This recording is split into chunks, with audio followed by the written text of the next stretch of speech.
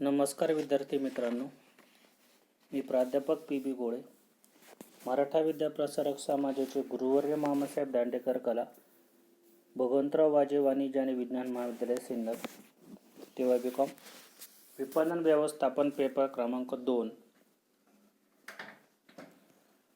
प्रकरण 4, विपणन व्यूहरचना या प्रकरणाला आपण सुरुवात केलेली आहे. मागील लेक्चरमध्ये व्यूहरचनेची वैशिष्ट्य 7 वैशिष्ट्य यामध्ये आपण बघितली. यामध्ये प्रमुख कृती मार्ग, आंतरिक व बाह्य घटकांचे मिश्रण, कृतीचे मिश्रण, परस्पर विरोधी क्रिया, भविष्यलक्षी, काही पद्धती व आदर्श व सर्वकष चौकट या 7 वैशिष्ट्यांचा आपण सविस्तर अभ्यास केला. यानंतर पुढील भाग आहे विपणन रचनेचे महत्त्व, ज्याला आपण विपणन व्यूहरचनेचे महत्त्व असं देखील या ठिकाणी म्हणतो. विपणन रचना आणि व्यूहरचना या दोघांचा शब्द जे आहेत, या दोघांचा अर्थ विपणन रचनेमध्ये व्यूहरचना या अर्थाने लेक्चरमध्ये वापरला जाईल. विपणन व्यूहरचनेमध्ये गोंधळ टाळता येतो. पहिलं महत्त्व आहे विपणन व्यूहरचनेमध्ये गोंधळ टाळता येतो. विपणन विभाग जो असतो, या विभागातील उद्दिष्ट व क्रिया या अधोरेखित केलेल्या असल्याने विपणनाची उद्दिष्टे प्राप्त करण्यासाठी सांगितलेला जो मार्ग आहे, या मार्गाने जाऊन गोंधळ टाळता येतो. म्हणजे विपणन विभाग जो आहे, त्या विपणन विभागाच्या माध्यमातून विपणनाची उद्दिष्ट जेव्हा तयार केली जातात, ती प्राप्त करण्यासाठी जो मार्ग ठरवलेला आहे, या मार्गांचा अवलंब केला जातो. व्यूहरचनेची वैशिष्ट्य बघत असताना आपण या वैशिष्ट्यांमध्येच व्यूहरचना नेमकी काय आहे याचा सविस्तर आपण अभ्यास केलेला होता. की व्यूहरचनेच्या माध्यमातून जी काही रचना तयार केली जाते, ही रचना तयार करत असताना विपणन विभाग जो आहे, या विपणन विभागाची जी उद्दिष्टे आहे, या उद्दिष्टांचा सविस्तर अभ्यास करून रचना तयार केली जाते. आणि योग्य अशी रचना तयार केल्यामुळे, योग्य अशी व्यूहरचना तयार केल्यामुळे विपणन व्यूहरचनेमध्ये जो काही निर्माण होणारा जो गोंधळ आहे, हा टाळला जातो. कारण विपणन व्यूहरचना तयार करत असताना व्यवसायामध्ये असणारे अंतर्गत घटक, बहिर्गत घटक यांचा सविस्तर अभ्यास करून विपणन व्यूहरचनेच्या माध्यमातून या घटकांचा परिणाम कोणत्याही परिस्थितीमध्ये विपणन व्यूहरचनेमध्ये होणार नाही, त्याला आपण प्रतिकूल परिणाम म्हणूया, प्रतिकूल परिणाम होणार नाही याची काळजी ह्या विपणन व्यूहरचनेच्या माध्यमातून घेतली जाते. दुसरं महत्त्व आहे काटकसरीचा अवलंब. काटकसर हा सर्वांच्या परिचयाचा शब्द आहे. दैनंदिन जीवनामध्ये देखील प्रत्येकजण काटकसर करण्याचा प्रयत्न करतो. आपल्यासाठी आवश्यक असणारे खर्च, जीवन जगत असताना व्यक्ती किंवा संस्था यांना अनेक प्रकारचे खर्च करावे लागतात. मग हे खर्च वस्तू खरेदी विक्रीच्या संदर्भात असतील, आरोग्याच्या संदर्भात असतील, दैनंदिन जीवनमान चांगलं राहावं यासाठी अनेक प्रकारच्या खरेदी करत असताना ज्या पद्धतीने व्यक्ती काटकसरींचा अवलंब करतात, तशाच प्रकारचा अवलंब विपणन व्यूहरचनेमध्ये देखील केला जातो. विपणनाच्या प्रक्रियेत अधिकाधिक फायदेशीर असा कृतीमार्ग निवडला जातो व त्याने किमान खर्चात जास्तीत जास्त परिणाम मिळू शकेल. विपणन जी प्रक्रिया आहे, या प्रक्रियेच्या माध्यमातून ज्यावेळेस विपणन व्यूहरचनेचा कृतीमार्ग तयार केला जातो, त्यावेळेस अशा प्रकारचा मार्ग निवडला जातो की ज्यापासून जास्तीत जास्त परिणाम मिळू शकेल, म्हणजे अधिकाधिक फळ मिळू शकेल, अधिकाधिक उत्पादकता मिळू शकेल. या उत्पादकतेच्या माध्यमातून, फळाच्या माध्यमातून जे काही प्रलोभन किंवा नफा मिळणार आहे, हा किमान खर्चात मिळू शकेल अशा प्रकारचा प्रयत्न विपणन व्यूहरचनेमध्ये केला जातो, जेणेकरून विपणन व्यूहरचनेच्या माध्यमातून काटकसरीचा अवलंब केल्यामुळे साहजिकच त्याचा परिणाम विपणन जे आहे हे विपणनामध्ये जी काही खर्चामध्ये जी काटकसर आहे ही काटकसर करण्यासाठी आपल्याला होत असल्याचे दिसून येते.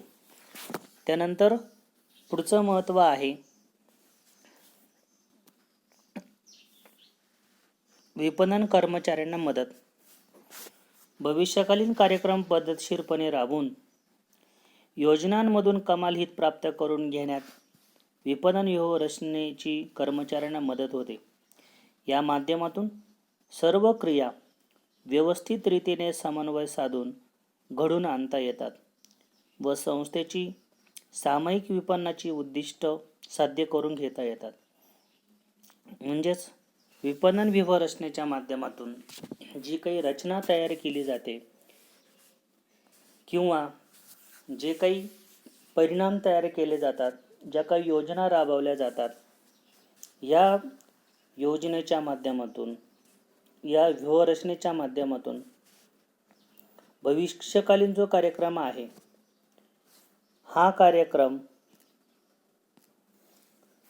राबवत असताना जो कर्मचारी वर्ग जो आहे यांची विपणन व्यूहरचनेसाठी मदत घेतली जाते. या माध्यमातून सर्व क्रिया व्यवस्थित रीतीने समन्वय साधून घडून आणता येतात व संस्थेची सर्व सामायिक विपणन उद्दिष्ट साध्य करता येतात. विपणनामध्ये जे कर्मचारी काम करत असतात, या कर्मचाऱ्यांना काम करत असताना अनेक प्रकारच्या समस्यांना तोंड द्यावं लागत असतं. बाजारपेठेमध्ये वस्तूंचं विपणन करत असताना एक मोठी सचोटी या विपणन संघटनेमध्ये काम करणाऱ्या कर्मचाऱ्यांकडे असते. विपणन संघटन या प्रकरणामध्ये आपण याचा सविस्तर अभ्यास केलेला आहे. आता यामध्ये जे कर्मचारी काम करतात, विपणन व्यूहरचनेच्या माध्यमातून जे काही व्यवसायामध्ये अनेक प्रकारचे विभाग आहेत, या विभागांच्या माध्यमातून जे विभिन्न प्रकारचे कर्मचारी व्यवसायामध्ये काम करत असताना या कर्मचाऱ्यांना विपणन व्यूहरचनेच्या माध्यमातून एक मोठा आधारस्तंभ प्राप्त होतो, की जेणेकरून जी व्यूहरचना तयार केलेली असते, ही व्यूहरचना तयार करत असताना जो काही कर्मचारी वर्ग आहे, या कर्मचारी वर्गाला विपणन व्यूहरचनेच्या माध्यमातून एक जो काही काम करण्याचा जो मार्ग आहे, काम करण्याचे जे स्टेप आहे, हे विपणन व्यूहरचनेमध्ये कर्मचाऱ्यांना प्राप्त होत असतात. त्यानंतर चौथं महत्त्व आहे विपणन व्यूहरचनेने संस्थात्मक परिणामकारकता वाढते. संस्थेमध्ये केवळ कार्यक्षमता महत्त्वाची नसते. आपण कुठल्याही कृतीमध्ये किंवा कुठल्याही काम करत असताना कार्यक्षमतेचा विचार करतो.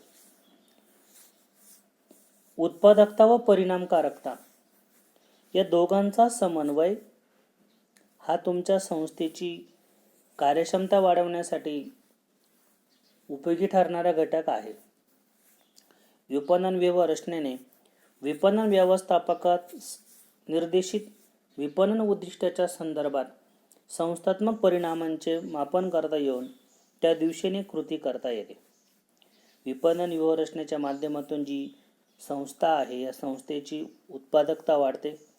उत्पादकता वाढल्यामुळे जी परिणामकारकता आहे ही वाढीस लागते आणि विपणन व्यूहरचनेच्या माध्यमातून जे व्यवस्थापक आहे, या व्यवस्थापकात निर्देशित विपणन उद्दिष्ट संदर्भामध्ये संस्थात्मक जे परिणामकारकतेचे जे मापन आहे हे करता येतं आणि हे करता आल्यामुळे विपणनाची पुढील दिशा जी आहे ही दिशा या ठिकाणी प्राप्त होण्यासाठी मदत होताना दिसून येते. त्यानंतर पाचवं महत्त्व आहे नियंत्रण परिणामकारक बनते. विपणन व्यवस्थापनाचं जे नियंत्रणात्मक जे कार्य म्हणजे नियोजित कामगिरी व प्रत्यक्ष कामगिरी यांची तुलना करणं. नियोजन नसेल तर व्यवस्थापकास इतर कामगिरींचं नियंत्रण करण्यासाठीचेच मानके नसतील. विपणन व्यूहरचनेने असे नियोजन करून नियंत्रण परिणामकारक करता येते. म्हणजे विपणनमध्ये किंवा विपणन व्यूहरचनेच्या माध्यमातून किंवा दैनंदिन जीवनामध्ये नियंत्रणाला अतिशय महत्त्व आहे. विपणन व्यवस्थापन जो आहे, या व्यवस्थापनाच्या माध्यमातून नियंत्रणात्मक जे कार्य आहे, या नियंत्रणात्मक कार्याच्या माध्यमातून नियोजित कामगिरी व प्रत्यक्ष कामगिरी यांची तुलना केली जाते. नियोजन जर नसेल तर व्यवस्थापक जो आहे यांना इतर कामगिरीचं नियंत्रण करण्यासाठी, ज्याला आपण एक आधार म्हणूया, दर्जा म्हणूया किंवा स्टँडर्ड म्हणूया, हे मिळणार नाही. विपणन व्यूहरचनेच्या माध्यमातून असं नियोजन करून नियंत्रण परिणामकारकपणे बनवता येतं. म्हणजे विपणन व्यूहरचना जी आहे, या व्यूहरचनेमध्ये प्रत्यक्ष कामगिरी आणि नियोजित कामगिरी यांची तुलना यामध्ये केली जाते.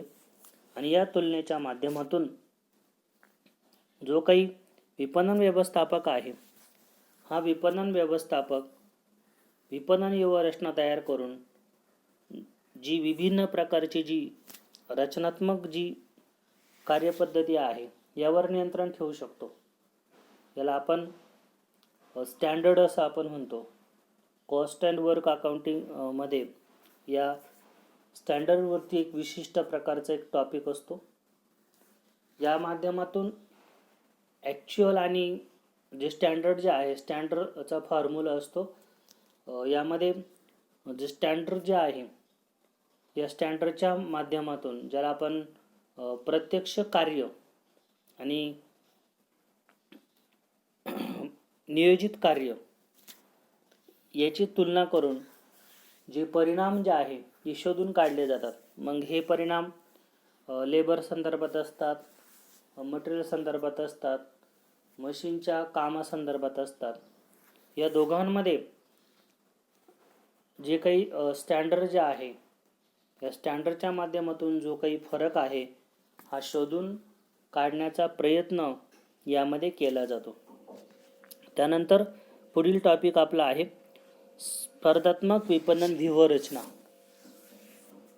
केवळ ग्राहकाधिष्ठित असण्याहून जास्त काही असलेल्या व्यूहरचनांचा विकास करायची गरज असते. स्पर्धकांवर आक्रमण करणे किंवा त्यासाठी बचाव करण्यासाठी व्यूहरचना करणे हे कंपनीच्या दृष्टीनं एक महत्त्वाचं कार्य असतं. कंपनीने स्वतःच्या उद्दिष्टांनुसार तसेच बाजारपेठेतील स्पर्धात्मक परिस्थितीनुसार विभिन्न प्रकारच्या व्यूहरचना ज्या आहेत, या व्यूहरचनांचा अवलंब करावा लागतो. व्यूहरचना तयार करत असताना जो ग्राहकाधिष्ठित जो पाना जो आहे, ग्राहकाधिष्ठित याचा अर्थ कुठलीही प्रकारची योजना जी आहे, ही योजना तयार करत असताना ग्राहकांचा जो विचार जो आहे, हा या योजनेच्या माध्यमातून या ठिकाणी केला जातो. जेणेकरून जो ग्राहक वर्ग जो आहे, या ग्राहक वर्गाला जास्तीत जास्त समाधान जे आहे, हे समाधान या ठिकाणी प्राप्त करून देण्याचा प्रयत्न केला जातो. इथे थोडासा आवाज ब्रेक होण्याची शक्यता आहे, म्हणून मागील 1 मिनिटाचं लेक्चर मी पुन्हा कंटिन्यू करतो. ग्राहकाधिष्ठित जी रचना जी आहे किंवा ग्राहकाधिष्ठित विपणन व्यूहरचना, याचा अर्थ की यामध्ये जी काही व्यूहरचना तुम्ही तयार केलेली आहे, ही ग्राहकांसाठी सर्वसमावेशक असावी. ग्राहकांच्या माध्यमातून कुठलाही निर्णय घेत असताना तो ग्राहकांना जास्तीत जास्त समाधान प्राप्त करून देणारा असावा, अशा प्रकारचा प्रयत्न ह्या स्पर्धात्मक विपणन व्यूहरचनेच्या माध्यमातून केला जातो. स्पर्धात्मक विपणन व्यूहरचना याचे 2 प्रकारचे उद्दिष्ट आपल्याला बघायला मिळतील. यामध्ये पहिलं जे उद्दिष्ट आहे, विक्री वाढवण्याचे उद्दिष्ट, त्यानंतर या उद्दिष्टांमध्ये आकर्षक शर्ती, व्यूहरचनात्मक लक्ष्य एकवटणे आणि त्याच्या अंतर्गत इतर प्रकारची ज्या काही व्यूहरचना आहेत याचा अभ्यास आपण पुढील लेक्चरला करणार आहोत. धन्यवाद.